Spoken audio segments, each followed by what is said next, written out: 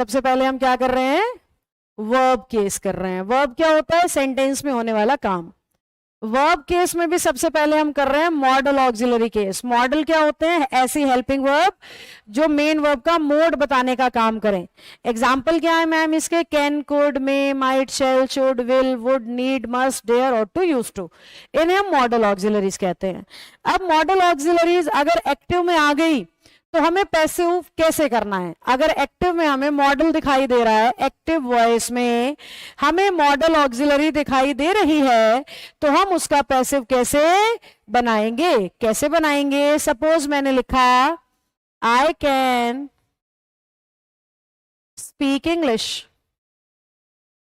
I can speak English. अब हमारा पहला काम है कि एक्टिव स्टाइल में हमें मॉडल दिखाई देना चाहिए, दिख रहा है।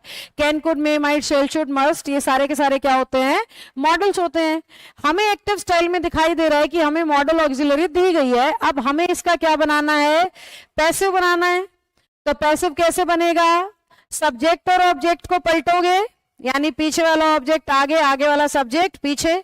उसके पहले क्या लगाओगे, बाय लगाओगे, बाय के पहले क्या लगाओगे, थर्ड फॉर्म लगाओगे। जो भी मॉडल ऑक्सिलरी आएगी वो सेम टू सेम उतार देना, बिना कोई छेड़खानी किए। नरेशन में होता है कैन का कुड, वॉइस में नहीं होता। बहुत से बच्चों को मैंने वॉइस में भी करते देखा है।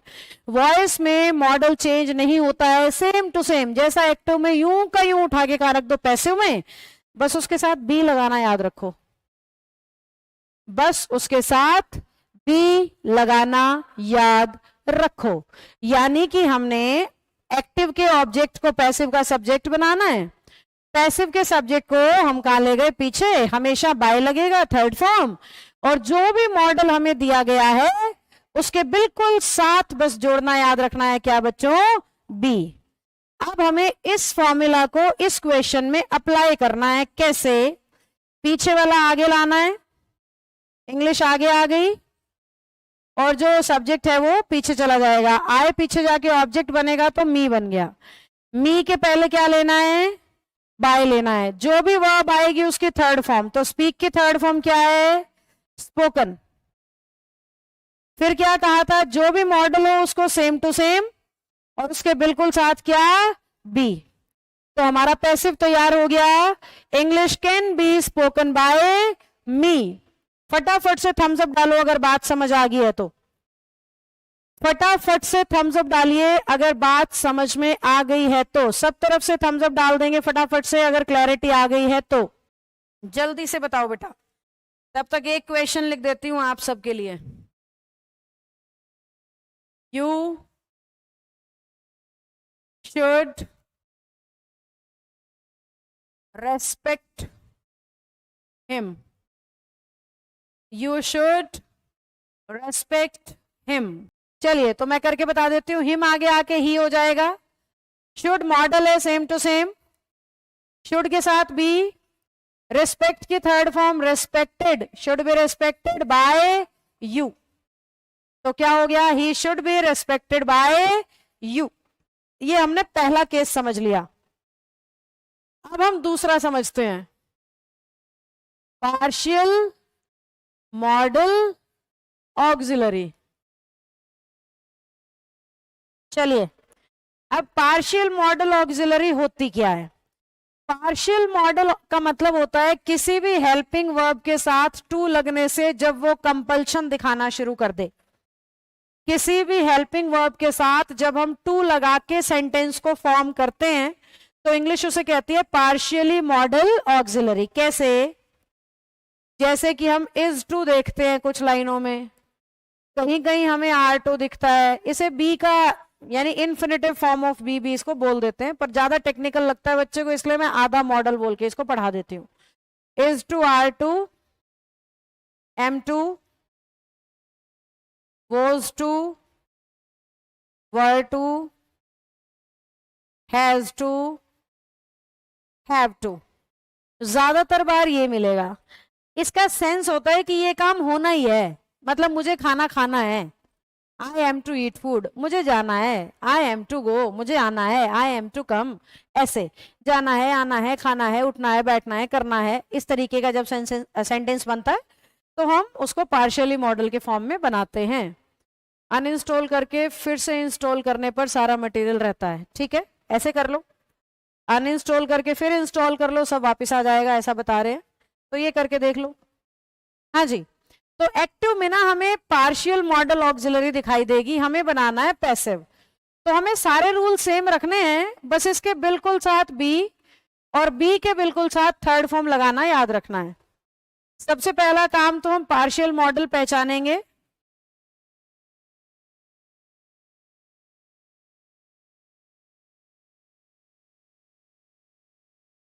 बस अब नीचे होगा, आप कह रहे हो तो रख लेते हैं, लो। हाँ जी, हमारा सबसे पहला काम है पार्शियल मॉडल हमें दिखाई देगा सेंटेंस के अंदर, और पार्शियल मॉडल दिखते ही हम उसके साथ बी लगाएंगे और बी के बिल्कुल साथ हम थर्ड फॉर्म लगाएंगे। पार्शियल मॉडल के बिल्कुल साथ बी और बी के बिल्कुल साथ क्या लगा देंगे, थर्ड फॉर्म लगा देंगे। बाकी सारे रूल पुराने। कैसे, मैंने कहा he is to do it, अब मुझे पैसिव करना है, इट आगे, ही का हो गया हिम, इट आगे, ही पीछे जाके क्या बन गया, हिम, हिम से पहले बाय, जो भी वर्ब आए उसका थर्ड फॉर्म डन, जो भी पार्शियल मॉडल आएगा वो same to same, same to same, बस उसके साथ बी लगाना याद रखना है। पैसिव हो गया, it is to be done by him, it is to be done by him, it is to be done by him. कैसे, अब एक आप करके देखना, पता लग जाएगा कैसे। Radhika has to speak English, had to भी आता है, इसी में लिख सकते हो आप, Radhika has to speak English. कुछ का ठीक है, कुछ का गलत है, क्योंकि कुछ बच्चों ने लिख दिया है इंग्लिश, ध्यान से देखना, हैज टू बी स्पोकन, और आगे लिख दिया बाय हर, जबकि आना था बाय राधिका। ज्यादातर बच्चों ने राधिका को पीछे ले जाके हर बना दिया है। मैं उन सबसे पूछना चाहती हूँ, इंग्लिश को आगे लाके इट क्यों नहीं बनाया? फिर राधिका पीछे जाते जाती अगर हर हो गई तो इंग्लिश आगे आते आता इट क्यों नहीं हुआ? जब इंग्लिश आगे सेम आया है तो राधिका भी पीछे सेम जाएगी। आय का मी होता है, यू का यू, ही का हिम, नेहा का नेहा ही होगा, पेन का पेन ही होगा, बेंच का बेंच ही होगा, माइक का माइक ही होगा। उसको अपनी ओर से इट ही शी बनाने की कोई जरूरत नहीं है। तो आपका सही सेंटेंस बनेगा English has to be spoken by Radhika. फटाफट से बताओ बात समझ आई कि नहीं आई? चलिए, तो क्या हमें वर्ब का दूसरा केस भी समझ में आ गया?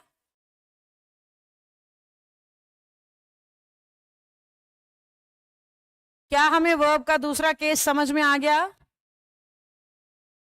अब मैं वर्ब केस 3 पे जा रही हूं। इस केस की पहचान है, सेंटेंस की शुरुआत दिखाई देगी इट इज टाइम से, एक्टिव वॉइस में, और हमें बनाना है उसका पैसिव वॉइस। तो हम क्या करेंगे, इट इज टाइम को हम रखेंगे सेम, उसके बिल्कुल साथ अपनी तरफ से जोड़ेंगे फोर, फोर के बिल्कुल साथ जोड़ेंगे ऑब्जेक्ट, ऑब्जेक्ट के बिल्कुल साथ लिखेंगे टू बी, और लास्ट में जोड़ देंगे थर्ड फॉर्म। ये स्ट्रक्चर आपने फॉलो करना है, आपका सेंटेंस पैसिव हो जाएगा। इट इज टाइम केस की पहचान, पैसिव में सेम टू सेम, उसके बिल्कुल साथ आएगा फोर, फोर के बिल्कुल साथ ऑब्जेक्ट, के बिल्कुल साथ टू बी, के बिल्कुल साथ थर्ड फॉर्म, और पैसिव हो जाएगा। कैसे? हाँ जी, अब मैंने सपोज एक्टिव में सेंटेंस बना दिया, it is time to learn English, ऐसे आएगा पेपर में, it is time to learn English. हमें बनाना है पैसिव, तो क्या कहा था, it is time same to same, it is time same to same, it is time के बिल्कुल साथ देखो स्ट्रक्चर में कहा था फॉर लगाना, फॉर के बाद क्या कहा था, ऑब्जेक्ट लगाना। It is time for English, फिर क्या बोला, टू बी लिख देना, और जो भी वर्ब आए उसकी थर्ड फॉर्म तो पैसिव में आनी ही आनी है। तो सेंटेंस तैयार हो गया, it is time for English to be learned. It is time for English to be learned. Okay Nirmala ji, मैं कूट दूंगी स्टाफ को इस बात पे। अब और क्या करूं मैं, अगर मैं सिर्फ प्रॉब्लम ही सुनती जाऊंगी ना तो फिर मैं कैसे पढ़ाऊंगी, कैसे टाइम मेरा इसी में निकल जाएगा। मैंने बोला इट इज टाइम, जो मैं अभी ये सेंटेंस लिखते ही करने वाली हूं वही सेंटेंस मैंने बना दिया है। It is time to eat food. It is time same to same के बाद फॉर, फिर ऑब्जेक्ट, फिर टू बी, और जो भी वर्ब है उसकी third form eaten. It's time for food to be eaten. मेरे हिसाब से बातें समझ में आ रही हैं, सभी को समझ आ रही हैं तो थम्स अप डालेंगे। तब तक मैं शुरू करती हूं वर्ब केस 4, जो हमारा देयर टू इन्फिनिटिव केस कहलाता है। कैसे सेंटेंस होगा, there are some books to read, ऐसे आएगा पेपर में एक्टिव में, there are some books to read. तो कैसे पहचानेंगे केस को, देयर से शुरू होगा टू इन्फिनिटिव पे खत्म होगा। कैसे पहचानेंगे केस को, देयर से शुरू होगा टू इन्फिनिटिव पे खत्म होगा। हमें करना क्या है, पैसिव करते हुए ध्यान से देखना, देयर से लेके टू इन्फिनिटिव तक सेम टू सेम, जहां पे टू इन्फिनिटिव आ जाए वहीं पे टू भी थर्ड फॉर्म बना देना पैसिव में। देयर से लेके टू इन्फिनिटिव तक सेम, टू इन्फिनिटिव तक पहुंचते ही टू बी V3 बना देना, पैसिव हो जाएगा। यानी इसका पैसिव अगर मुझे करना है तो कैसे होगा, देयर आर सम बुक्स, और आगे हो गया टू बी रेड, क्योंकि रीड की तीनों फॉर्म सेम होती हैं, तो टू बी रेड। केस पहचानेंगे कैसे, देयर से शुरू होगा टू इन्फिनिटिव से खत्म। बहुत सारे बच्चे ऐसे केसेस को देख के घबरा जाते हैं कि कैसे पैसिव करूं, ऑब्जेक्ट नहीं मिलता, सब्जेक्ट नहीं मिलता, कैसे पैसिव करूं। तो उस बच्चे को ये पता होना चाहिए ये देयर टू इन्फिनिटिव है, तो हमें टू इन्फिनिटिव में हमेशा टू भी थर्ड फॉर्म बनाना है, और आगे से लेके वहां तक का एरिया सेम। अब एक क्वेश्चन आप लोग खुद सॉल्व करो, खुद करोगे तो पता लगेगा, कमेंट्स में मुझे आंसर बताना। सपोज मैंने कहा there is some food to eat, करो। अब हम करते हैं वर्ब केस 5, करा दूं बच्चों, ज्यादा तो नहीं लग रहा है, समझ आ रहा है?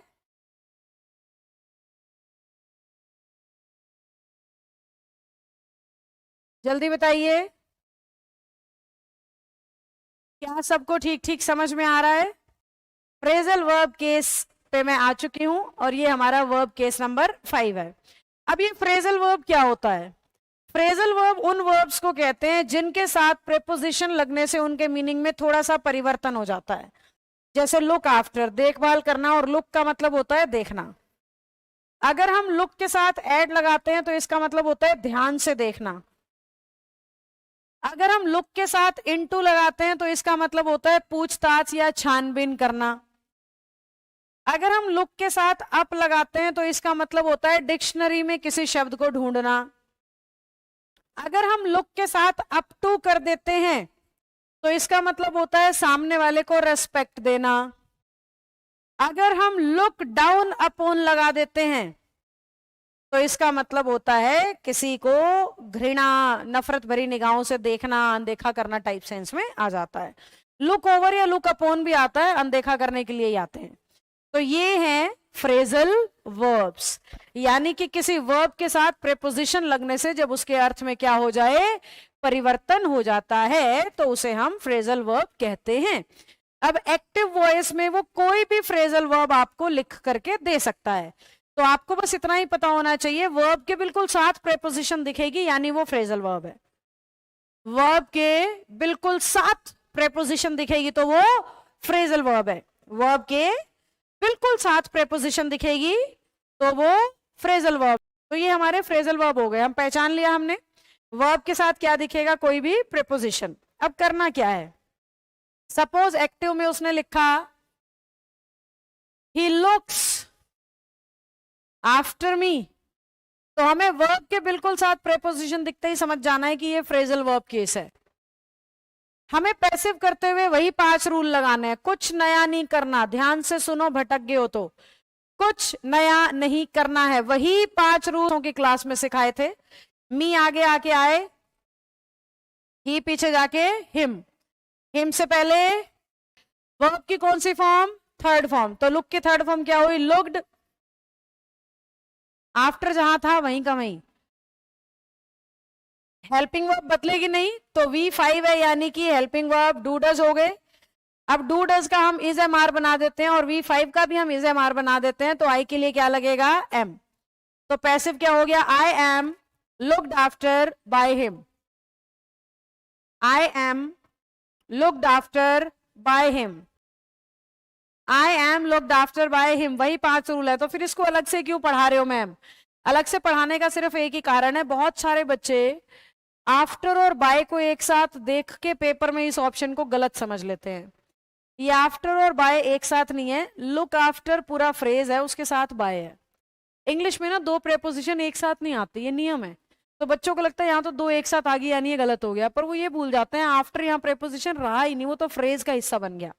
तो लुक आफ्टर के साथ बाय लगा हुआ है, ना कि सिर्फ आफ्टर के साथ। एक क्वेश्चन लिख रही हूं, खुद सॉल्व करना, समझ जाओगे। He is searching for you, search for यहां पे फ्रेजल वर्ब है। पहली क्लास के 5 रूल लगाने थे बस पहली क्लास से मेरा फर्स्ट क्लास, वॉइस की पहली क्लास के, वॉइस की पहली क्लास के 5 रूल लगाने हैं। सब्जेक्ट ऑब्जेक्ट पलट दिए, डन, हमेशा बाय, जो भी वर्ब आए उसकी थर्ड फॉर्म, तो सर्च की थर्ड फॉर्म सर्च्ड, वर्ब के साथ जो है वो सेम टू सेम, कुछ नहीं करना, वहीं का वहीं। हेल्पिंग वर्ब कभी बदलती नहीं है, लेकिन सब्जेक्ट के हिसाब से लगाना आना चाहिए। जहां भी आईएनजी दिखता है पैसिव में क्या ऐड करना याद रखना है, बीइंग, तो पैसिव क्या तैयार हुआ, you are being searched for by him. आप सब तैयार हैं, सब्जेक्ट केसेस ऑफ वॉइस, 2 तरह के केस हैं इसमें। पहला केस है indefinite subject case, indefinite subject case, दूसरा है अंडरस्टूड सब्जेक्ट केस। पहला है इनडेफिनिट सब्जेक्ट केस और दूसरा है understood subject case. Indefinite subject case का क्या मतलब है मैम, इनडेफिनिट सब्जेक्ट केस का मतलब है जहां पे सब्जेक्ट दे तो दिया पर फिर भी पता नहीं लग रहा कि एक्चुअल में कौन था। सब्जेक्ट दे तो दिया पर फिर भी पता नहीं चल पा रहा है कि एक्चुअली में सब्जेक्ट कौन था। कैसे मैम, ऐसा कैसे हो सकता है, सब्जेक्ट है फिर भी पता नहीं चल रहा। आप क्लास में बैठे हो सबसे पहले बेंच पे, ऑफलाइन में मेरे सामने बेंच है इसलिए उनका एग्जांपल दे रही हूं। आप बैठे हो सबसे पहले बेंच पे और तीसरे बेंच से कोई ऊपर से हाथ करके आपको पीछे से टप करके मार देता है। आप मुड़ के देखोगे 15-20 बच्चे दिखेंगे, फिर आप बोलोगे इनमें से किसने मारा, कैसे पता लगाऊं, मारा तो है किसी ने, किसी ने तो पीछे से थप्पड़ मारा है पर पता नहीं लग पा रहा है कि वो किसने मारा है। सब्जेक्ट है लेकिन फिर भी क्लैरिटी नहीं है कि सब्जेक्ट कौन है। ये जैसे आप बस में ट्रेन में सफर करते हो, पर्स चोरी हो जाता है, पर्स उड़ गया जेब में से, अब मम्मी को क्या बोलोगे घर जाके, मम्मी किसी ने पर्स चुरा लिया, आज तो किसी ने मेरा पर्स चुरा लिया है, ऐसे बोलोगे ना। या फिर चोर का नाम भी पता आपको? तो बहुत सारी जगह पे हमें पता होता है काम को करने वाला सब्जेक्ट चाहिए, पर और सब्जेक्ट ने काम किया है ये भी पता होता है, कोई तो है करने वाला ये भी पता है, लेकिन निश्चित तौर पे हमें नहीं पता सब्जेक्ट कौन है। ऐसे हर प्लेस पे उसे कहा जाता है इनडेफिनेट सब्जेक्ट। इसमें ज्यादातर बार इनमें से कोई शब्द आपको मिलेगा। Someone, somebody, no one, nobody, anyone, anybody, everyone, everybody, या फिर नॉन लिविंग वाला भी कोई समथिंग नथिंग जैसा मिल सकता है। ये सारे के सारों के अलावा ऑल को, मैनी को अगर सब्जेक्ट बनाया जाए, फ्यू को, लिटिल को, ये सारे के सारे इनडेफिनेट सब्जेक्ट होते हैं। और इनडेफिनेट सब्जेक्ट के बारे में याद क्या रखना है, इन्हें कभी भी पैसिव में लगाया नहीं जाता, इनका यूज पैसिव वॉइस में नहीं किया जाता। जहां भी आपका जो सब्जेक्ट है वो इनडेफिनेट आएगा, यानी इनमें से कोई आएगा, बहुत बार तो वी और दे को भी छोड़ने लग गए आप इनडेफिनेट मान के, तो उन्हें आपने रिपीट नहीं करना है। कैसे? जैसे मैंने कहा, जो मैं बोल रही थी वही लिख रही हूं, someone has stolen my bag. तो मैं पैसिव कर रही हूं, देखना ध्यान से, my bag has been stolen। by someone लगाने की कोई जरूरत नहीं है, by someone लगाने की कोई जरूरत नहीं है।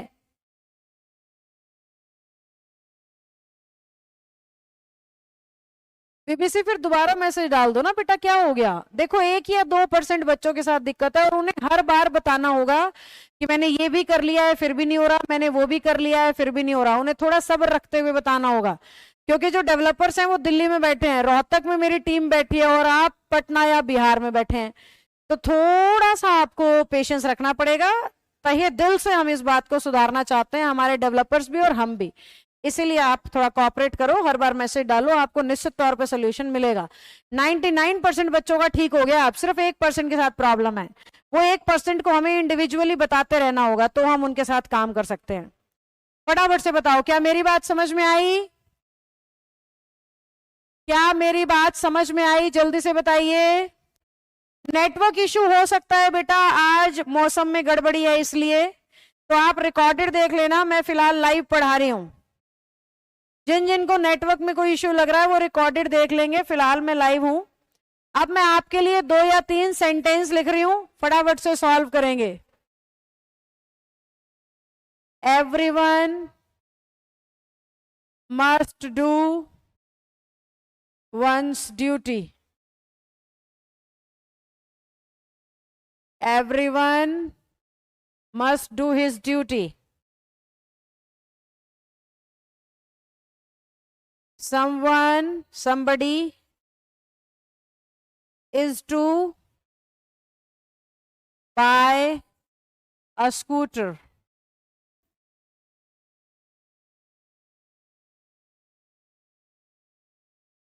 चलो अब मैं आपको सिखाती हूं understood subject case. Understood subject case का मतलब होता है जहां पे हमें बिना बताए भी अंडरस्टूड हो कि सब्जेक्ट तो यही होगा, काम से ही पता लग जाए करने वाला कौन है, काम से ही पता चल गया कि करने वाला ये है, तो that particular case is known as understood subject case. Understood subject case क्या हो गया? जहां बिना बताए पता लग जाए काम को करने वाला कौन है। कैसे? मैंने बोला the teacher is teaching English. दिख रहा है साफ साफ? अगर टीच कर रहा है तो टीचर ही होगा, तो टीचर यहाँ पे अंडरस्टूड सब्जेक्ट है। अरेस्ट कर रहा है तो पुलिस मैन ही होगा, अरेस्ट शब्द तो आता ही ऑफिशियली पुलिस के लिए है, अरेस्ट कर रहा है तो पुलिस ही होगा, केस लड़ रहा है तो लॉयर ही होगा। सजा सुना रहा है तो जज ही होगा, फ्रूट बेच रहा है तो रेडी वाला ही होगा। समझ गए? इन्हें कहते हैं अंडरस्टूड सब्जेक्ट केस। चोरी करी है तो चोरी होगा। अंडरस्टूड सब्जेक्ट केस जहां काम ही बता दे करने वाला कौन है। अब हमें पैसिव में क्या करना है? हमें पैसिव में इनका भी इस्तेमाल नहीं करना है। ना तो इंडेफिनिट सब्जेक्ट केस पैसिव में लगते हैं, ना अंडरस्टूड सब्जेक्ट केस पैसिव में लगते हैं। दोनों में से कोई भी पैसिव में इस्तेमाल नहीं होते हैं। कैसे? मैंने कहा English is being taught. English is being taught. समझ में आए? फटाफट से बताओ क्या बात समझ में आई? जल्दी से बताएं, थम्स अप डालें अगर यहां तक कनेक्शन बन गया है तो। तब तक मैं आपके लिए सेंटेंस लिख देती हूं।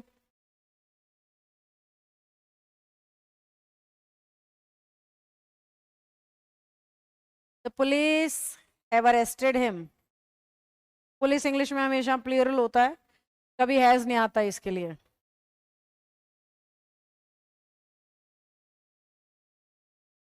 The sweeper is sweeping the room.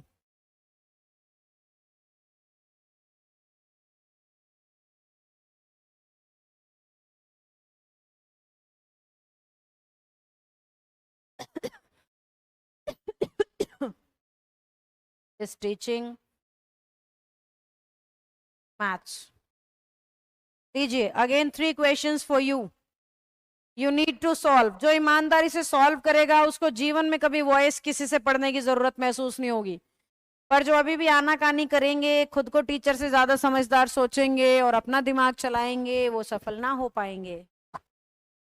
The police have arrested him, passive करते हैं। He has been arrested by the police लगाने की जरूरत नहीं है। अब अगर किसी को इन चीजों में भी दिक्कत है, मैम बीन क्यों आया, मैम हैज क्यों आया, मैम अरेस्टेड क्यों आया, हिम का ही कैसे बन गया, तो यानी उस बच्चे ने पिछली कोई क्लास मिस की है, तो वो पिछली क्लासेस देखे ध्यान से। The sweeper is sweeping the room, the room is being swept. The room is being swept. The teacher is teaching maths. Maths is being taught.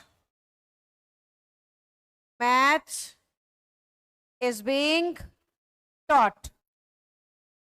फटाफट थम्स अप डालो अगर सबको ठीक समझ में आ गया है तो। विदाउट ऑब्जेक्ट केस में इसमें क्या होता है, आपका सेंटेंस खत्म हो जाता है बिना ऑब्जेक्ट के। जैसे I am reading, right, he has done, यही खत्म हो गया। यू आर प्लेइंग, यही खत्म हो गया। मतलब ऑब्जेक्ट देगा ही नहीं एग्जामिनर, ऑब्जेक्ट मिलेगा ही नहीं। और जबकि वॉइस का पहला रूल कहता है सब्जेक्ट को ऑब्जेक्ट बनाओ और ऑब्जेक्ट को सब्जेक्ट बनाओ। अब जैसे ये टाइप का क्वेश्चन दिखता है बच्चे का दिमाग चकराता है, भाई ऑब्जेक्ट तो है नहीं, और पहला ही रूल कह रहा था सब्जेक्ट और ऑब्जेक्ट को आपस में पलटो, ऑब्जेक्ट है ही नहीं तो अब पैसिव कैसे करूं। तो इसीलिए इसको कहते हैं विदाउट ऑब्जेक्ट केस। देख रहा है क्या लिखा है, विदाउट ऑब्जेक्ट केस। और विदाउट ऑब्जेक्ट यानी सेंटेंस के अंदर ऑब्जेक्ट दिखाई ही नहीं देगा। तो हम क्या करने वाले हैं, हम अपनी ओर से मान लेंगे ऑब्जेक्ट इट है। हमेशा हम अपनी ओर से मान लेंगे कि ऑब्जेक्ट इट है, वो भी हमेशा। तो हम क्या करेंगे भाई, हम करेंगे it is being read by me. बाकी पांचों रूल पुराने, बस क्या किया, ऑब्जेक्ट की जगह इट मांग लिया। ऑब्जेक्ट की जगह क्या मान लिया भाई, इट मान लिया। समझे ना हम बात को, समझे कि नहीं समझे? फटाफट से यस मैम डालो और बाकी दोनों क्वेश्चन आप सॉल्व करके दिखाओ। बाकी दोनों क्वेश्चन आप सब सॉल्व करिए।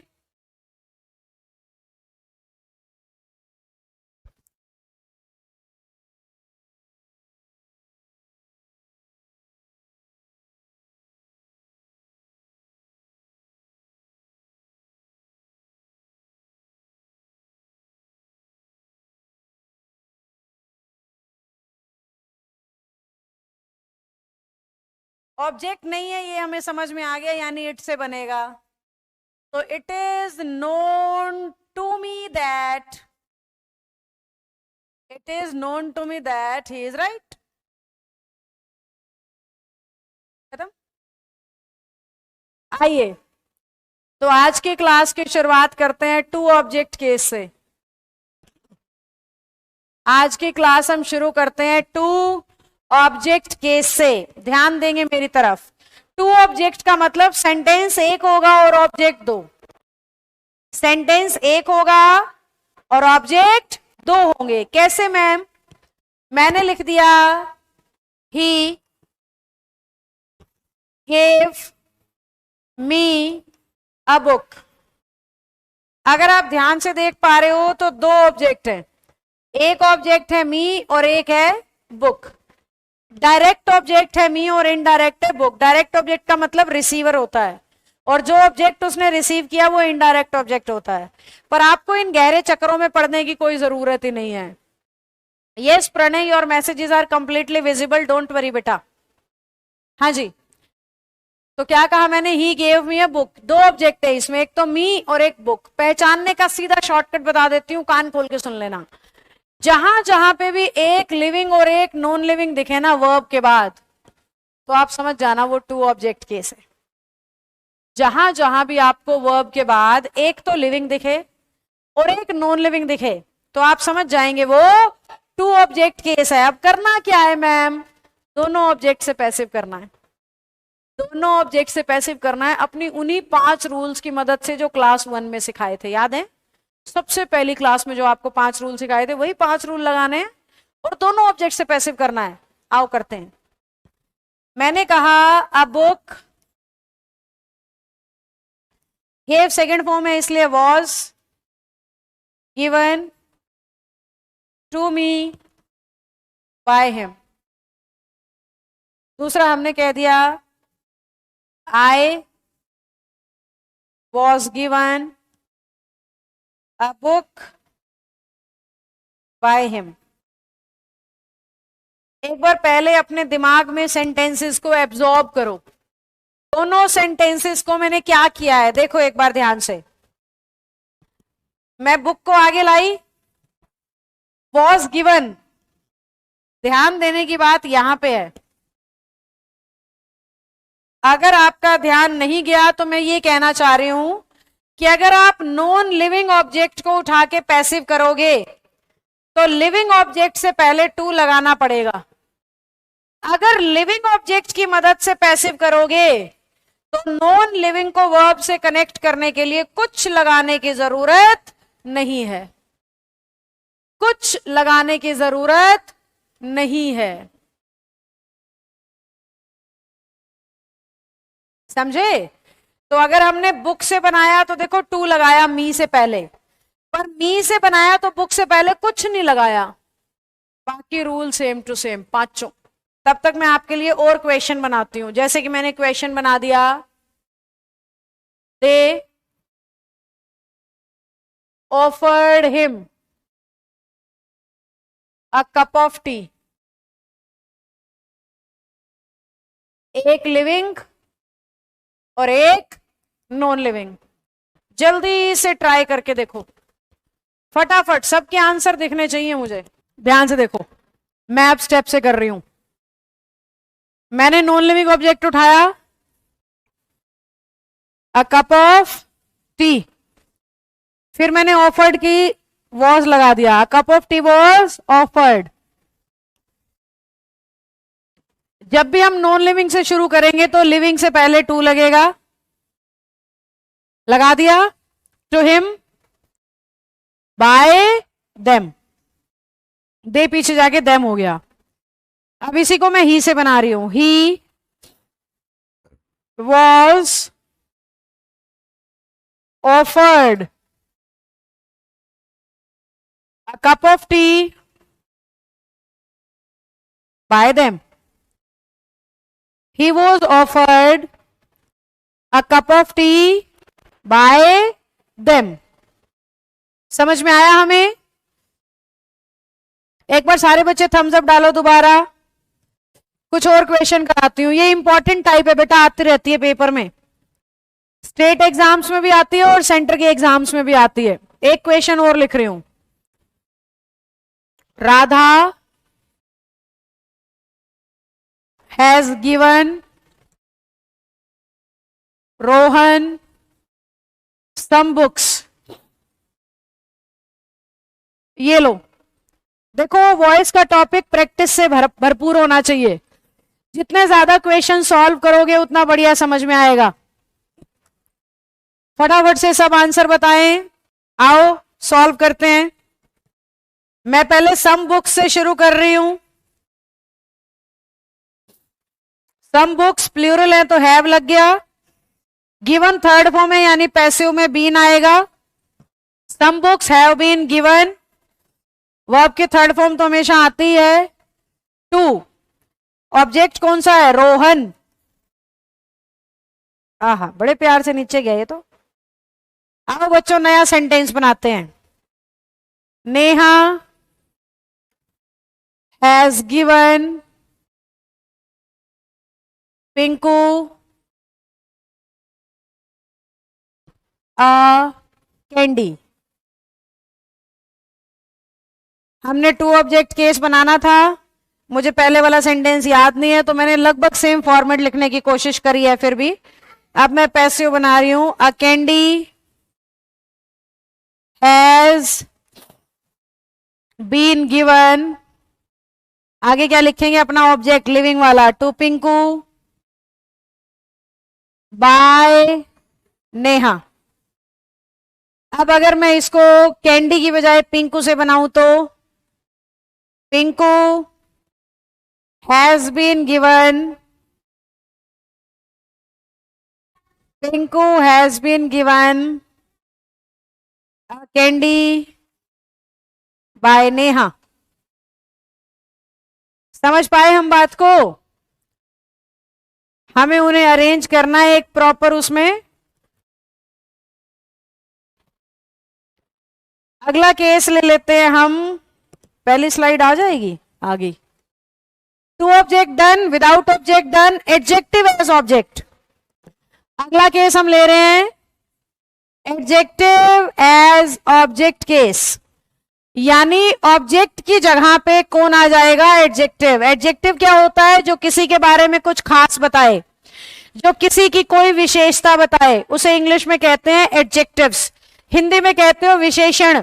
जो संज्ञा या सर्वनाम की विशेषता बता रहा हो, that particular thing is known as विशेषण, एडजेक्टिव। तो हमारा एडजेक्टिव ऑब्जेक्ट की जगह दिखेगा। कैसे? ये एक ऐसा सेंटेंस है जो आपको ज्यादातर किताबों में मिलेगा, या फिर ये एक ऐसा सेंटेंस है जो बुक्स के साथ साथ पेपर में भी आया हुआ है। ये देखो, दोनों को ही एंडिंग मैंने स्वीट शब्द से दी है, और जो स्वीट शब्द है ना वो इंग्लिश में है एडजेक्टिव। और हमें साफ साफ दिख रहा है कि सेंटेंस में ऑब्जेक्ट तो है नहीं, ऑब्जेक्ट की जगह पे ही एडजेक्टिव लिख दिया है। तो अब हमें क्या करना है? हमें पैसिव तो करना ही है। तो एक प्रॉपर स्ट्रक्चर फॉलो होता है, वो स्ट्रक्चर मैं यहां लिख रही हूं। फिर हम इन दोनों क्वेश्चंस को सॉल्व करेंगे, एक मैं करूंगी एक आप करोगे। स्ट्रक्चर क्या है? जो सब्जेक्ट है उसको रखो सेम टू सेम, सब्जेक्ट के बाद लगाओ अपनी हेल्पिंग वर्ब, हेल्पिंग वर्ब के साथ जोड़ दो मेन वर्ब की थर्ड फॉर्म, MV3 ऐसे लिख देती हूं, थोड़ी और क्लैरिटी आएगी। सब्जेक्ट लिखा सेम टू सेम, यानी एक्टिव का ही सब्जेक्ट आ जाएगा, यूं का यूं, उलट पलट नहीं करना, ऑब्जेक्ट है ही नहीं, पलटे कैसे? तो subject, helping verb, main verb की थर्ड फॉर्म। अपनी ओर से जोड़ोगे व्हेन, अपनी ओर से जोड़ना है इट इज, और अपनी ओर से थोड़ा सा गड़बड़ हो गया, यहां पे एडजेक्टिव बिठाना पड़ेगा क्योंकि थर्ड फॉर्म से ये सेंटेंस खत्म करना होता है हमें। तो स्ट्रक्चर क्या तैयार हुआ? सब्जेक्ट के बाद हेल्पिंग वर्ब के बाद एडजेक्टिव उठा के रख दो जो एक्टिव का है। अपनी ओर से व्हेन इट इज लगाया, बहुत बार इट इज को भी छोड़ देते हैं, सिर्फ व्हेन लिख देते हैं और उसके बिल्कुल साथ जोड़ देते हैं कौन सी फॉर्म? Third form. एक मैं करके बता रही हूं, फिर एक आप करेंगे। मैंने कहा रोज, सब्जेक्ट आ गया। स्मेल्स V5 है तो इज एम आर में बदलते हैं, बेसिक 5 रूल में सिखा चुकी हूं। रोज इज एडजेक्टिव उठा के रख दिया, क्या? स्वीट। रोज इज स्वीट, यहां तक का हो गया। फिर क्या जोड़ना है? व्हेन, अपनी ओर से, क्वेश्चन में नहीं होगा, खुद लगाना है। इट इज, क्वेश्चन में नहीं होगा, खुद लगाना है। फिर जो भी मेन वर्ब हो उसकी थर्ड फॉर्म, और स्मेल की थर्ड फॉर्म होती है स्मेल्ट। सेंटेंस आपका पैसिव हो गया। Rose is sweet when it is smelt. या इसी को ऐसा भी ऑप्शन में आए तो चुन सकते हो, rose is sweet when smelt. Rose is sweet when smelt. समझे? अब दूसरा आप सॉल्व करके दिखाओ फटाफट। हाँ जी बच्चों, हो गया मेरे हिसाब से। देखो, जिससे नहीं हुआ, सब्जेक्ट सेम टू सेम, पहले से ही हमें हेल्पिंग वर्ब मिल रही है इज, हमें उसके बाद एडजेक्टिव लिखना है। यहां तक तो सबसे हो गया होगा, आगे दिक्कत आई होगी। व्हेन अपनी ओर से, इट इज अपनी ओर से। अब पंगा ये हो गया कि सेंटेंस में मेन वर्ब तो है ही नहीं मैम, क्या करें? तो अपनी ओर से जोड़ दो टेस्टेड। चीनी मीठी है कैसे पता लगेगा? खाने से। चीनी का मीठा टेस्ट हमें खा के, टेस्ट करके पता लगा ना। तो या तो टेस्टेड लिख लो, इटन लिख लो, टेकन लिख लो, कुछ भी ऐड कर दो अपनी ओर से मेन वर्ब। यानी मैं ये कह रही हूं, कई बार तो वो क्लियर मेन वर्ब देगा और कई बार वो आपके दिमाग से खेलेगा। तो आपने अपनी ओर से मेन वर्ब को इमेजिन भी करना पड़ सकता है। समझ गए बच्चों? जल्दी बताओ, क्लैरिटी आ गई? Sugar is sweet when it is tested, या sugar is sweet when it is eaten.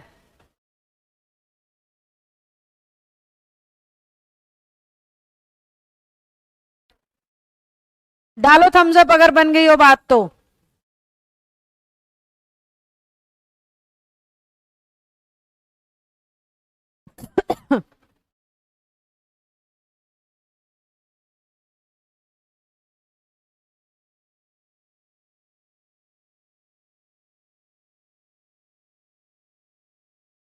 एक तो हमारा रहता है ऑब्जेक्ट कॉम्प्लीमेंट केस,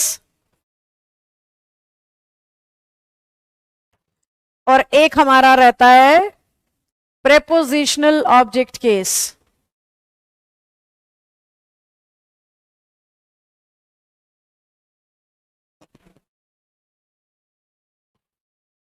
चलो सॉल्व करते हैं। पहले कर रहे हैं ऑब्जेक्ट कॉम्प्लीमेंट केस। अब कॉम्प्लीमेंट का मतलब क्या होता है? कॉम्प्लीमेंट का मतलब होता है जब हमने किसी के बारे में कुछ कहा, जैसे मैंने आपके बारे में कुछ कहा तो आपके कॉम्प्लीमेंट्स, आपने मेरे बारे में कहा तो मेरे कॉम्प्लीमेंट्स। ऐसे ही जो ऑब्जेक्ट के बारे में कहा जा रहा है वो ऑब्जेक्ट का कॉम्प्लीमेंट होता है। अगर आप टीचिंग एग्जाम की तैयारी कर रहे हो तो बहुत बार कॉम्प्लीमेंट पहचानना भी आता है आपके पेपर में, कि कॉम्प्लीमेंट को आइडेंटिफाई करो कि ऑब्जेक्ट कॉम्प्लीमेंट है या नहीं है। तो कॉम्प्लीमेंट का पता कैसे लगता है भाई?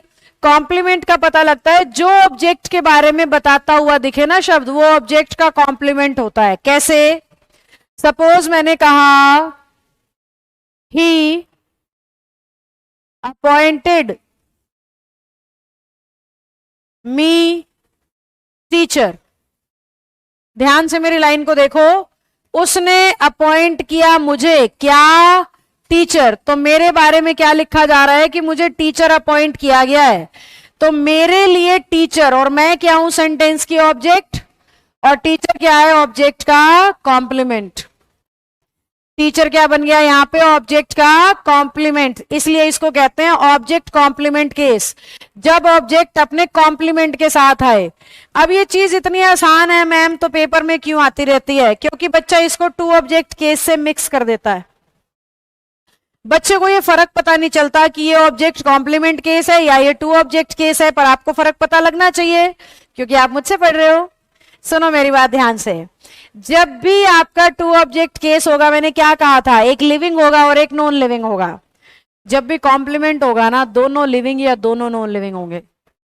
पता लगाने का सीधा शॉर्टकट, जब भी वो कॉम्प्लीमेंट केस बनाएगा ना, या तो दोनों लिविंग होंगे या दोनों नॉन लिविंग होंगे। जैसे मेरे इस क्वेश्चन को देख लो, मी भी लिविंग, टीचर भी लिविंग, जबकि वहां पे हर बार मैं लिख रही थी उसने मुझे किताबें दी, उसने मुझे चाय दी, यानी एक लिविंग था और एक नॉन लिविंग। तो पता लगाने का सीधा तरीका है, जहां जहां पे भी हम टू ऑब्जेक्ट लेंगे एक लिविंग नॉन लिविंग होगा, और जहां जहां भी कॉम्प्लीमेंट होगा दोनों लिविंग या दोनों नॉन लिविंग होंगे। समझ गए हम।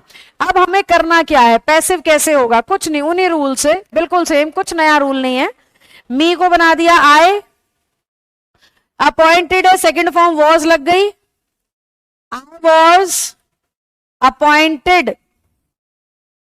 बस जो एक्टिव में ऑब्जेक्ट के साथ बैठा है उसको वर्ब के साथ बिठा देना पैसिव में। आई was appointed teacher by him, I was appointed teacher by him।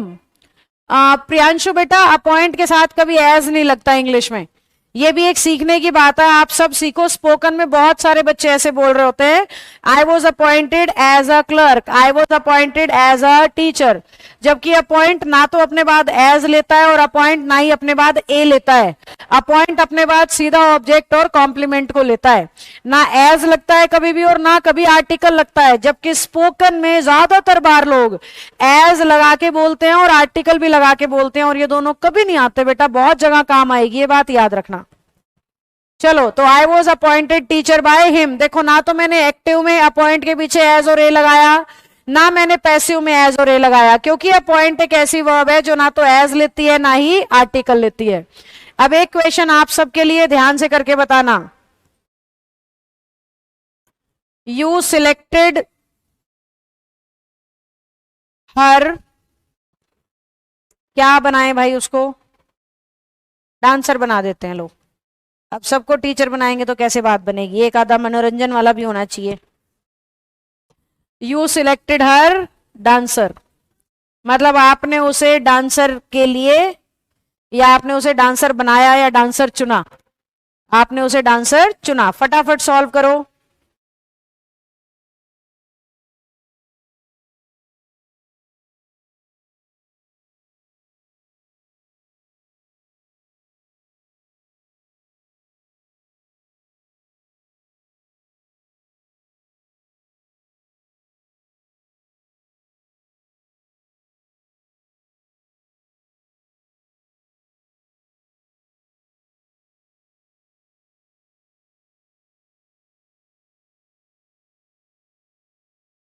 हाय गौरव, आप तो घूमने निकले हुए हो, कल हरिद्वार से लाइव थे, आज ऋषिकेश से लाइव हो। रंजीता से मिल के आना, मैं तो नहीं मिल पाई थी, देहरादून गई थी तब।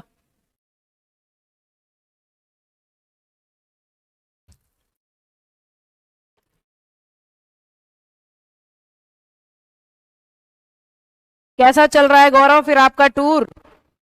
बड़ी खुशी है गौरव मेरे आपके ये मैसेज पढ़ के, मतलब बच्चा घूमने गया है फिर भी उसको मैं याद हूं, देखो कितना कितना प्यार है, यही मजा है। और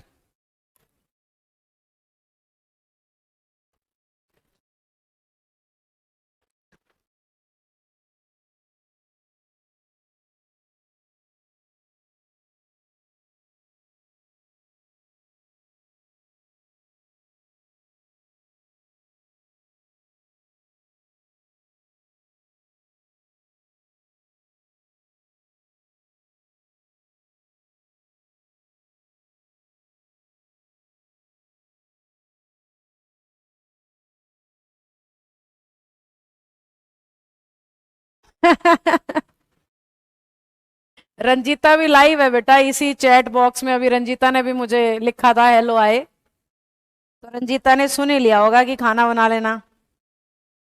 यही तो कह रही थी रंजीता 2-3 दिन मुझे पहले कि छुट्टियां चल रही हैं मैम, कोई ना कोई गेस्ट आया रहता है, उनकी सेवा पानी में लगी रहती हूँ, पढ़ाई नहीं हो पा रही है। तो रंजीता बेचारी सोचती होगी क्या नया मैम, आपने भी भेज दिया गौरव को, मैं पहले ही बड़ी बिजी थी।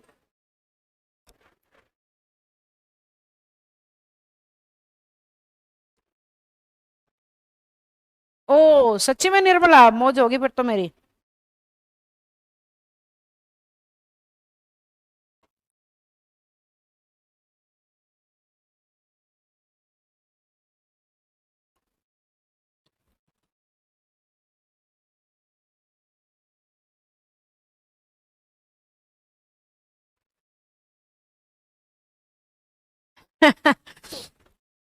सुनीता जी आप कमाल हो।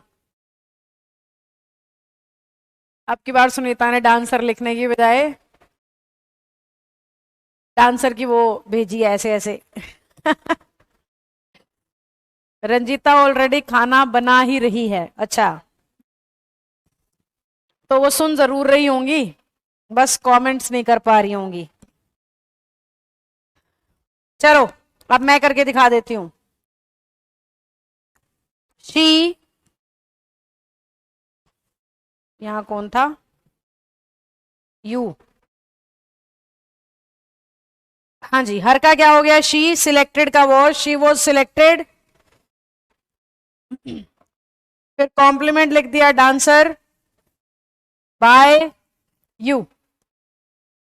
इस तरीके से हमारे कॉम्प्लीमेंट केसेस कंप्लीट हो जाएंगे।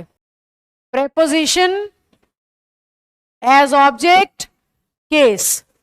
अब प्रेपोजिशन ऑब्जेक्ट केस का क्या मतलब है मैम, आपको प्रेपोजिशन दिखाई देगी ऑब्जेक्ट के साथ। कैसे, ही वॉज प्लेइंग फुटबॉल, यहीं पे खत्म करने की बजाय आगे लिख देगा इन द ग्राउंड।